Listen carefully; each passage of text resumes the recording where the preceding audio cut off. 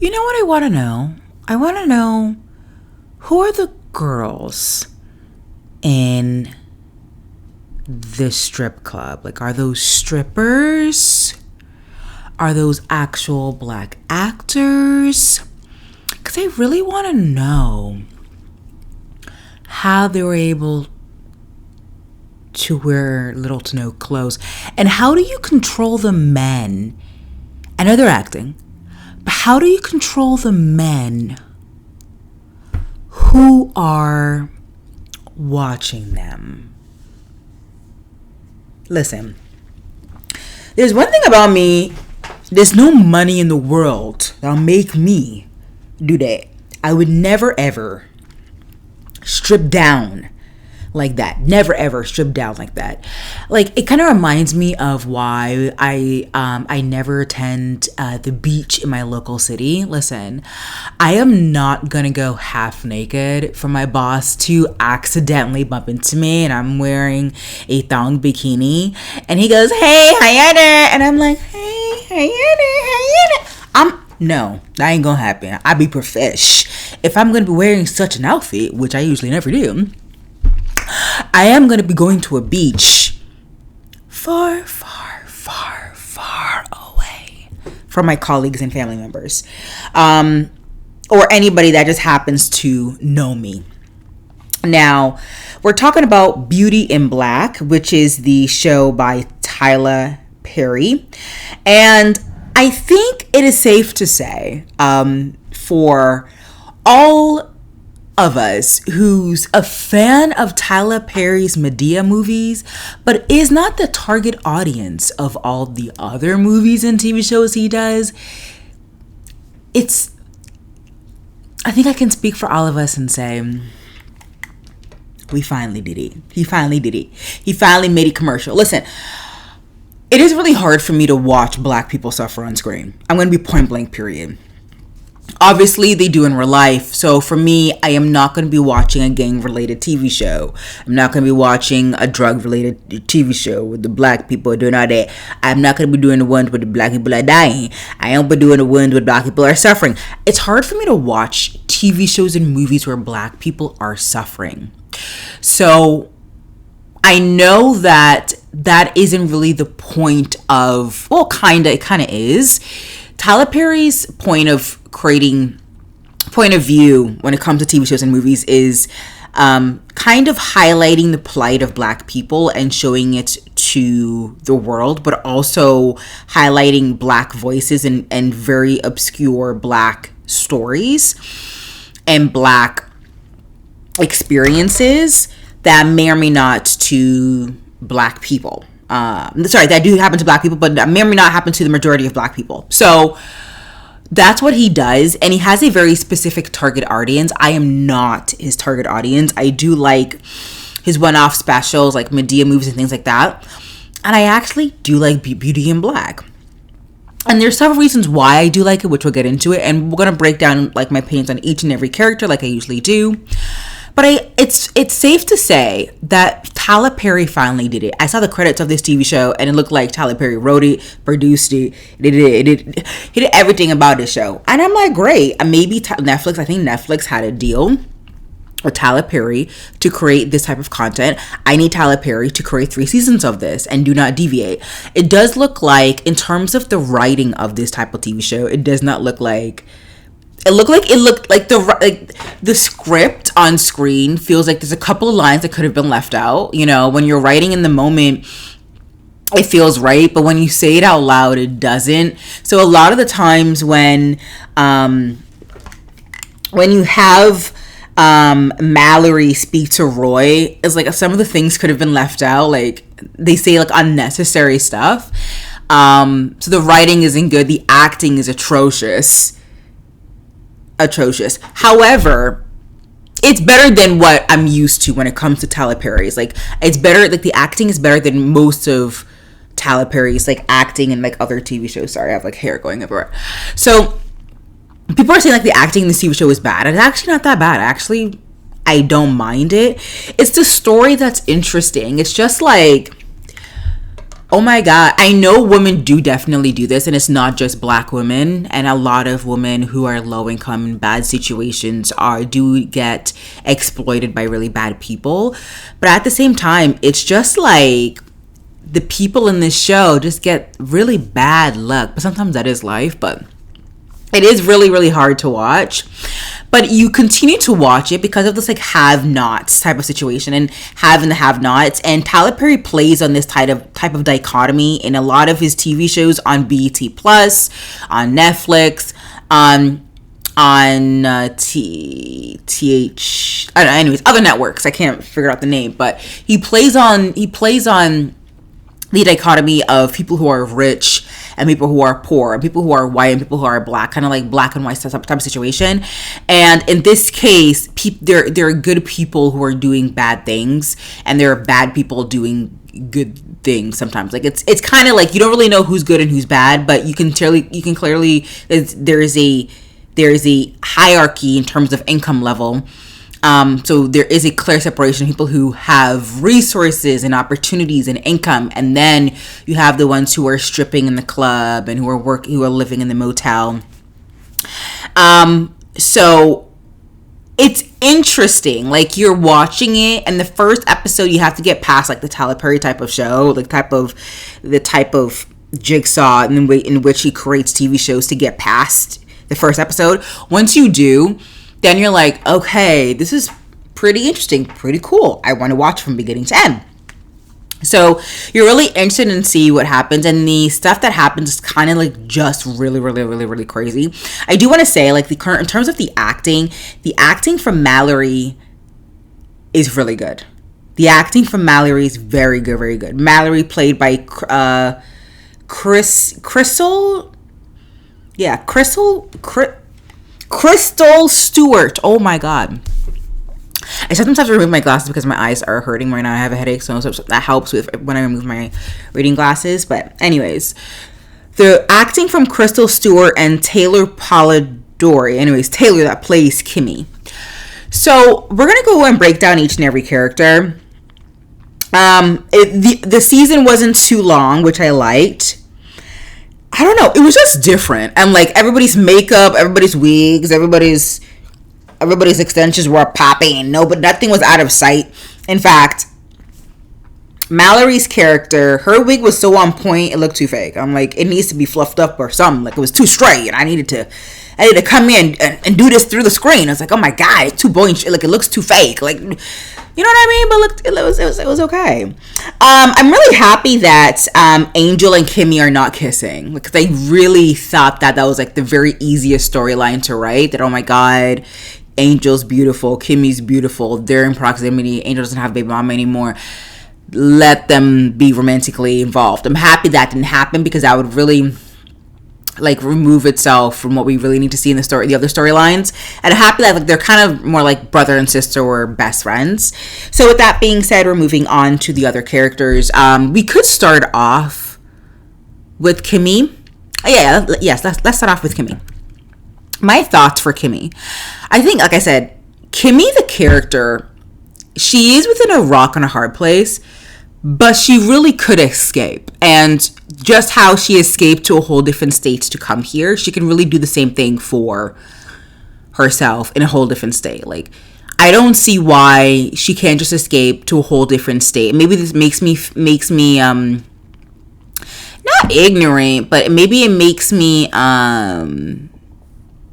arrogant, or I don't know, but I do feel like she could have escaped to a whole different state, got a McDonald's job or something.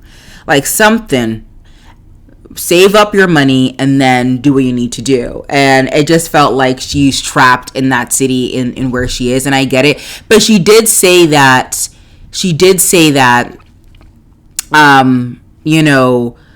Jules did take all her passports and ID, but don't you have a car? Like, you can actually drive away and never come back.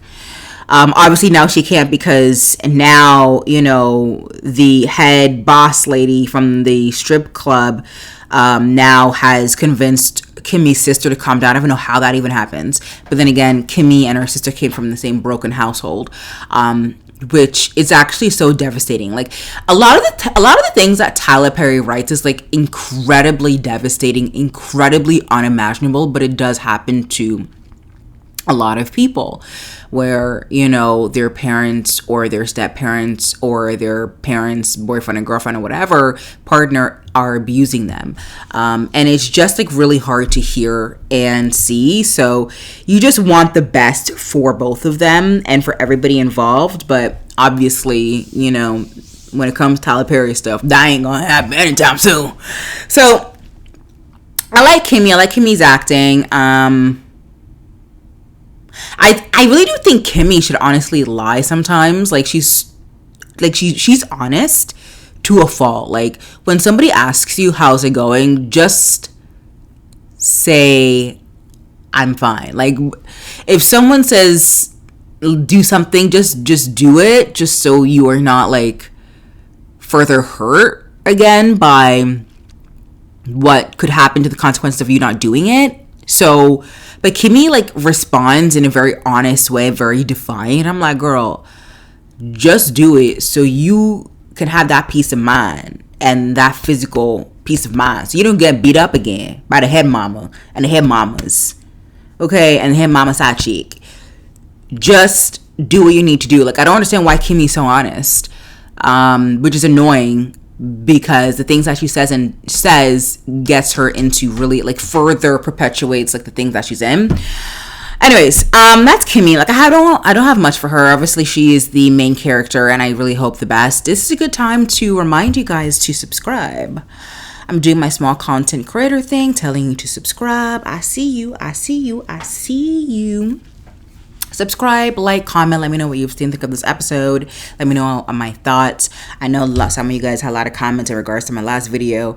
Carmela. I'm pretty sure I'm saying that right. If not, then I'm sorry. Apparently I didn't say her name right from Love is Blind. Hi, baby. And then I said a comment about, you know, the cast was intentionally not racially diverse, but it was apparently, people are saying in the comments, it was also not ethnically diverse as well. Everybody was quite everybody was Muslim, or mostly Muslim, but I knew like one of the girls were not, so again, that's an intentional thing that was done by the actual producers of Love is Blind Habibi. So anyways, so if you want to know what I'm talking about, check my last video, check the comments on that, and we're gonna go back into this. So don't forget to subscribe, hype, like, comment. Yeah, so Kimmy's all right. Like I don't love her, but I also don't hate her, because I think she makes her situation much worse by the things that she says. Like just go along with the girl so you don't further get beat up. Mallory, we're gonna save Mallory. No, let's talk about Mallory. Yeah, let's talk about Mallory now. Mallory's a psycho. She's a psycho. She kind of reminds me of that white girl from that Netflix TV show where, you know, everybody's on this island and the white girl in it is getting married, and there was Nicole Kidman in it. Everybody was suspects, but it was actually the bride's brother's wife who killed her. Like she was a product of that environment. Same thing with this. Mallory is the product of this entire family. I don't really understand how Mallory and Roy got together. So they found Mallory young. She's a family member, but she married Roy. How the hell does that make sense? Which made sense as to why Mallory's who she is today. But at the same time, I'm like, okay, so Mallory is a psycho because her family does psycho things. So they gave birth to a psycho. But Mallory is really the wife to Roy. But isn't Mallory also their daughter if they adopted her at a young age and found her in a young... Like, it's giving a little bit of incest. It's giving incest. I don't know. Like the way they describe that, I'm like, see what? Okay. Like if I adopted a kid into my family, that kid ends up being my kid. Like, I'm not gonna marry that kid into my son. Like, that's so weird. I don't know. Correct me down below in there. So yeah, like, Mallory's a psycho. They made her that way. But guess what? As the season goes on, she's not the most horrible person on the show. She's not. There are other horrible people on the show. Yeah, I wouldn't even say she's the most. She's the horrible person. Honestly, she is one of many. Going to Roy. Yeah, Roy, baby. Just divorce your wife. Divorce your wife. Every single time Mallory says something bad to Roy, I'm, and which is bad for me to say, like, a big part of me, like, because what Mallory is doing is emotional and verbal abuse to Roy, saying that you're nothing, you don't go to other family, and saying names over and over and over and over and over again. And like, I'm like, Roy, say something. Say, you can't call me that. That is mean. That is rude. Or just divorce. But Mallory is so concerned about her image. But I'm like, who cares about your image as long as someone is running the company and creating revenue for the company, income for the company? So I don't know why Mallory has this obsession with image, because she made the public be obsessed with her image. So I think Roy and Mallory should absolutely totally divorce, because Roy is killing himself inside and out with all the drugs that he's doing because of his relationship with Mallory, and taking out that anger on Kimmy. Roy is also a horrible man, a horrible human being, a horrible son, and a horrible husband. All around! At least what Mallory has going for her is that she can run a damn company. Because she is running the damn company. Because who was doing it? I don't see nobody else working there. Charles. I mean, why are we seeing Charles' perspective? Like, he gives nothing to me in the show.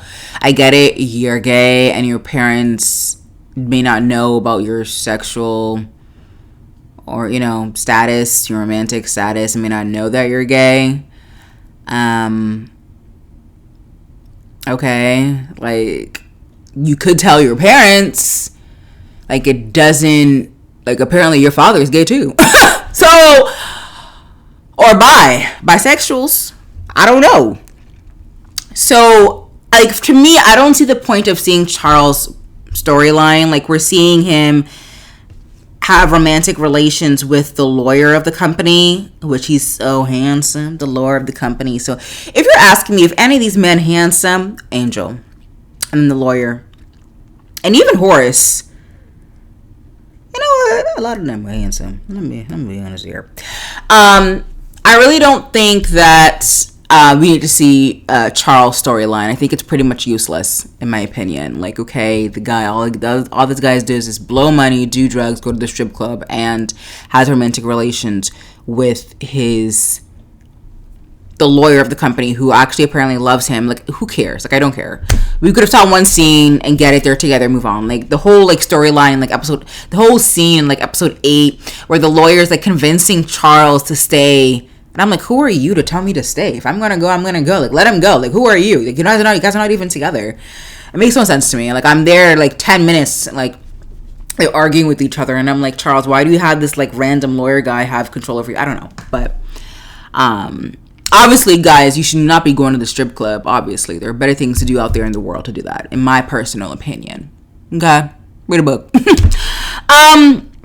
Next, we could go to Angel. Angel, baby. He and the baby mama.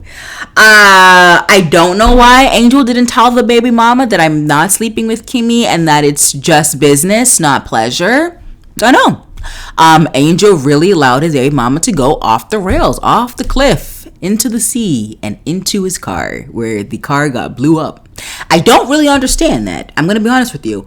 And it's understandable for, like, Kimmy to be depressed and, like, just watch all of this unfold, but it's, like, Angel's job to tell your baby mama, but, like, girl, I ain't like that. We're friends. We're, like, brother and sister. Like, nobody could open their mouth and speak. Like, that's what I'm trying to say. Like, Angel should honestly be honest, while Kimmy should not be honest. You know what I mean? Like, they should, like, learn from each other in terms of their actions. Moving on. But Angel's a good friend. Like, I think we need Angel in this show. We need good, genuine people, you know. But he did tell his friend to then rob Horace, who is the guy with the cane, the father. But I'm like, okay, we'll get to that. Like that thing is like, I'm still putting it together. So Norman is number one psycho. Yeah, the Norman. Norman is the husband of the wife who got run over. He's always near his wife for the majority of the season. And then he just shoots up the entire ambulance. He's psycho number one. And we're like, when we're seeing this in the first few episodes from the mama, from Olivia, played by Debbie Morgan. When we're seeing this by Olivia, we're like, Olivia, calm down. What are you saying, girl? What are you saying? Now we see what you're saying. Point blank period to all of those people inside. The RIP for everybody who's resting in peace in that ambulance. You have that. So Norman is psycho number one. Psycho number two is definitely going to be Mallory. Psycho number three is definitely going to be Horace. Wow. Wow. Jules. Yes. Jules, who is the son, security guard of the company, pimp, owner of the club.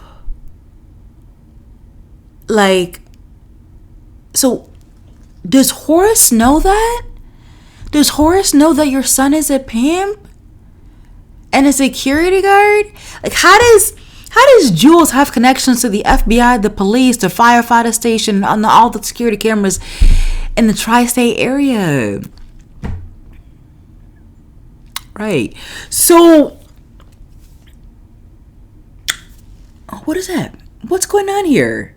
I really do think that Horace knew that Jules is number one. Sorry. Number one, psycho Jules. Number two, Norman. Number three, Mallory. Number four, Horace. Jules is number one psycho. And I'm pretty sure, of course Mallory knew, and of course Roy knew. Sorry about that, guys, my phone. I really do feel like Horace knew that as well. Kimmy is right. Why are you acting dumb? Everybody around you are psychopaths. Psychopaths. Again, if any of what you're seeing resonates with you, look within and walk yourself into the police station. Look within and walk yourself into the police station. Look within and walk yourself into the police station. Okay? This is not, you should not be saying, that's me. It's not you, girl. Say it now. Say it loud. We'll get you some help. We'll get you help. Now, I also do, see, Tyler Perry be doing these weird characters, these weird side characters, and then like some weird connections. Why is Calvin living in the house? What is that about? Why is Calvin living in the house? And then we have, is it Leslie? Who is the assistant's name? Calvin is then having romantic relations with Mallory, but Calvin was in love with Mallory's assistant, who wants to have romantic relations with Roy to get one over Calvin. And Calvin and the assistant live in the house. Why is that? Are these also the lost children that was found when they were young? That is not okay. If you are lost children, look within and escape. Look within and escape. Look within and take a deep breath and escape. Listen, that's weird. I ain't gonna hold you. Now when it comes to the actual plot, so we have Mr. Hot himself, Angel, tell his stripper friend that he's gonna be robbing his millionaire client, who shows up with guns trying to shoot Horace. Here's my speculation. I think I don't know the name of that yellow car that got shot up by somebody in the woods. I don't know who they are, but I'm gonna say Lambo. That yellow Lamborghinis. I think honestly, I think Jules did it. Either Jules did it. I feel like Jules have more eyes. Has more power over the family and power in that city than most people realize. So I think Jules hired those people to kill whoever is in that yellow Lamborghini, and then hired people to go and steal from the father, Horace. Of course, it turned backwards, and Horace, like, of course you have a rifle in your leather chain. You shot them up. Of course, that makes sense. At this point in the show, you're not really surprised with what's happening, what's throwing at you. You just like, okay. Whoa. And the fact that Horace was able to do that in a split second, but then again, they were going to kill him anyway, so it's either him and, but I think part of me felt like they weren't going to kill him. I feel like they were going to, like, kidnap him, but not kill him. But anyways, they killed him anyway in a split second after he went back to his chair and got the psychopaths all around. So, I don't know. I do think it's Jules, or it could be the owner of the safe who hired security, hired the people to steal and to create this heist. It could also be, I don't know who else could it be. Actually, it could be anybody. Maybe, look, I wouldn't be surprised if the family had more enemies. It was a very good season, and you were on your the edge of your seat from beginning to end, because you really want to know what happens to Kimmy. You really want to know what happens to. You really want to know, like, are these horrible people going to get caught? And you really want to know what happens to Angel. Like, you just really want to know. And little tidbits, little pieces of information, new pieces of information will usually be left out, or is kind of told by other characters, where you're like, oh, what is that about? Like, for instance, like the head mama of the strip club is saying that, oh, don't worry, Kimmy, I know I got something over you. And I'm like, what is that? And then when she said her new girl was coming in, I knew for a fact that was Kimmy's sister. There was nobody in the world that could tell me that wasn't Kimmy's sister. Like, I wasn't surprised. Like, that is diabolical. So but you know what this show reminds me of? This show reminds me of Dynasty. You guys saw that show on Netflix? Dynasty. This could be the black version of Dynasty, y'all. Like, for real. I'm trying to pull it up. Yeah, Dynasty. Let me pull it up. This show. It could be that show on Netflix. This show on Netflix, Dynasty. It could be. Wow. I think Tyler Perry finally did it. I feel like Tyler Perry has been trying to break in, but actually, I feel like some part of Tyler Perry wanted to break into the commercial space, but still being true to who he is. But a big part of him is like, nah, I'm making so much money telling these type of authentic, very specific, stories, black stories. I don't want to go into the mainstream media. So he finally did it. Tyler Perry finally did it. But I know Tyler Perry has been creating shows on Netflix and had a deal for Netflix for a very long time now. Not very long, maybe like the last 5 years. But I haven't really been watching. Nothing really pulled me in. I saw the show on like the top 10 on Netflix, and I'm like, what is that about? And I was like, we watched it when I was in Boston for my birthday. No, I want to put it in Boston for my birthday. I think it was before that. Either way, I pressed play. I liked it. And I was like, oh, this is different. And I think so too. Like, even though it's kind of like gritty, raw, and all that, it's still really polished. It's really polished. That's why I said it kind of reminds me of Dynasty. So, will I watch the future seasons? I will, but the seasons need to come like in the next 8-9 months. Like, do not wait 2 years. Like, The Diplomat. Before I go into The Diplomat, I'm not going to go into, like, I said, give my opinion on the new season, but, like, very briefly, kind of. But if you're wondering, like, okay, Marilyn, MJ, Maryland. If you're wondering, like, what type of black TV shows do I usually watch? Dear White People on Netflix was very well done. Not a huge fan of the last season, but all the other seasons. Blackish is very good. Sister, like That's a Raven growing up. There's some like good TV shows, like The Game on BET was very good. I loved Let's Stay Together, but the main character in that died like at the age of 38 from natural causes, like R.I.P. Let's Stay Together I love. So there I do love certain black TV shows, but not one that's like, gang, drugs, raw. No. I like kind of like upper middle class, like storylines where people are progressing and ascending. I like to see black people, like black excellence, ascend to higher and greater things, instead of seeing them like being blown up and doing all these crazy things. I like that. So I like a lot of black TV shows. I'm not really big on sitcoms though, black sitcoms. It depends on the specific sitcoms. In the early 2000s, those were elite. Nowadays, there are not a lot of great sitcoms.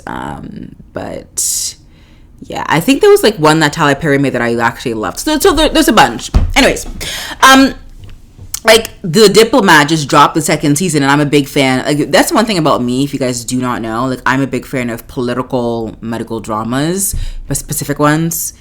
Like, my favorite medical drama is ER. So anyways, I love the Diplomat, but it took 2 years for them to drop it. Now I have to like figure out what I watched in the first season, and I do not rewatch seasons. I do not do that. I rewatch it once and that's it.